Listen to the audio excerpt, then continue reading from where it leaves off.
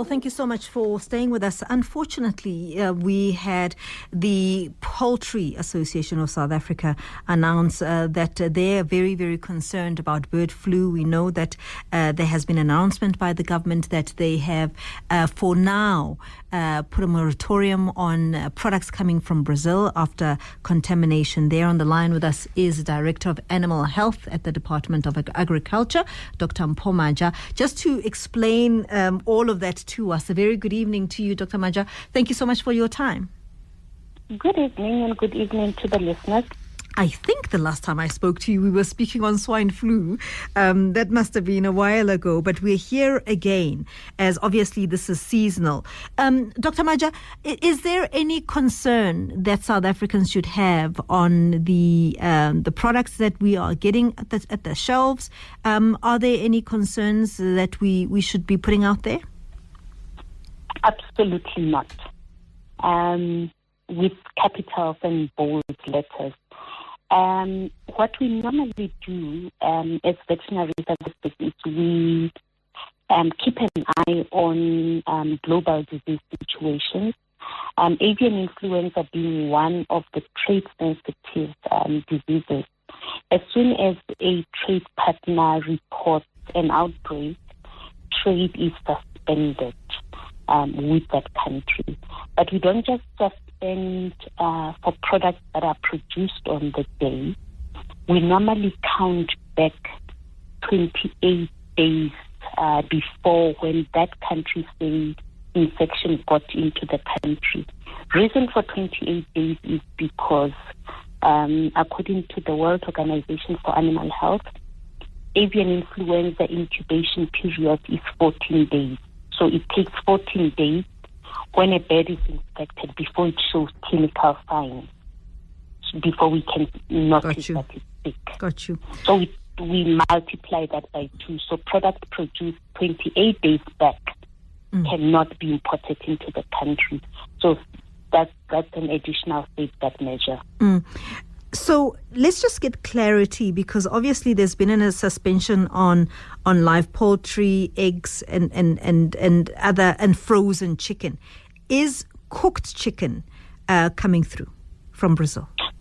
Cooked chicken can still come through from Brazil. A reason that we are still allowing cooked chicken is that influenza viruses, if I could say, very sticky.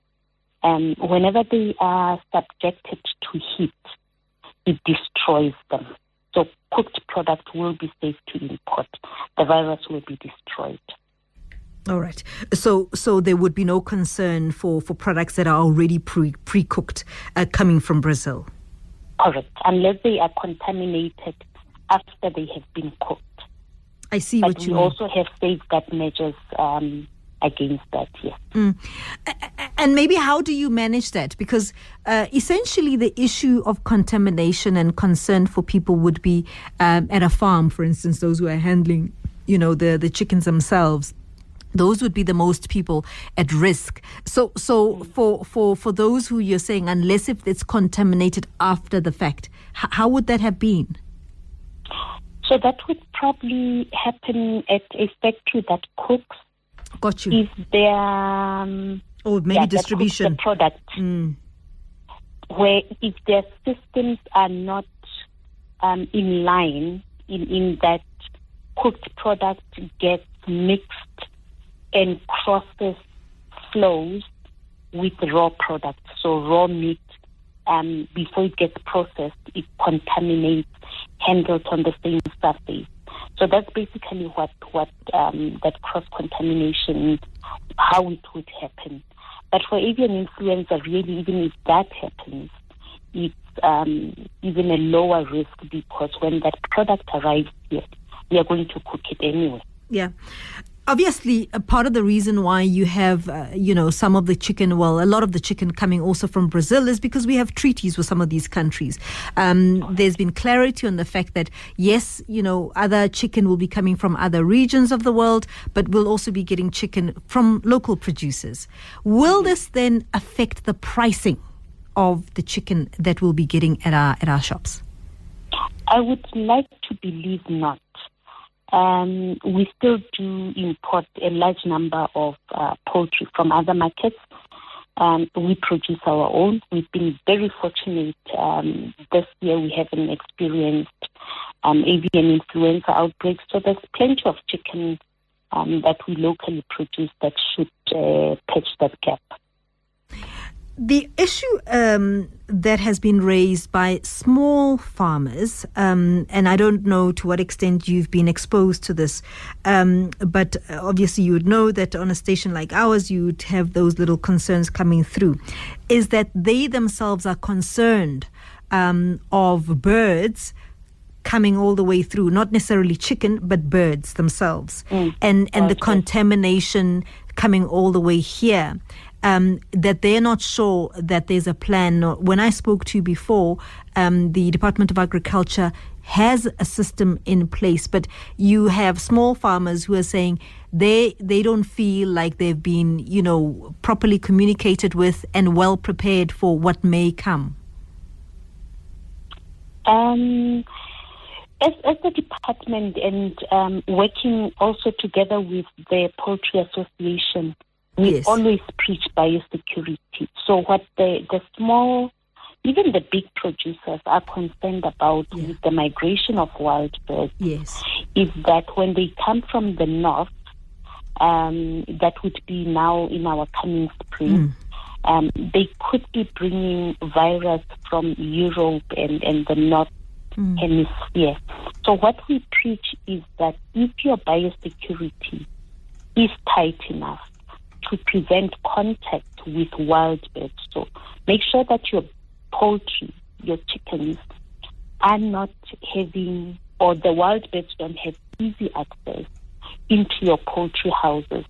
That way you can 95% prevent infection from wild birds. All right. Well, as you said, there shouldn't be any issues, but should people experience or, I suppose, feel that maybe there's an issue with their birds, how do they directly get in touch with you in a way that would be speedily contained? We have state veterinary officers in all 9 provinces. So they can make contact with their state vets. Alternatively, they can make contact with any of the private poultry consultants or any of the officials of the Department of Agriculture. Extension officers would relay the message to vets to go in and investigate any concern. How concerned are you of these private individuals that are, I suppose, breeding birds and may come in contact as well with these wild birds that are migrating? Because these are not people that would have been probably in your radar, but are doing, I don't know whether it's collection purposes or hobby purposes, but you seem to find these people who sit with exotic birds and are just individuals that, how worried are you about the safety of those families? We call them hobby breeders. Yes. They don't quite play a significant role in what we call the epidemiology of the disease. Reason being, they farm with very, very small numbers of fancy birds. They may keep them outside. So even if they get in contact with wild birds, there's only a handful of birds that get infected. So they don't explode the situation. They don't make a large number of virus to circulate around, go back into the wild, and then go and infect our poultry. So that's the first aspect. But then the second aspect is when it comes to trade, infection in those birds does not affect our trade opportunities. So we have what is defined as poultry, being birds that are bred specifically for consumption, either eggs or meat. So those birds are not classified as poultry. So infection in those birds does not affect the disease situation of a country. Got you. Appreciate you giving us your time there. Dr. Mpho Maja is Director of Animal Health at the Department of Agriculture.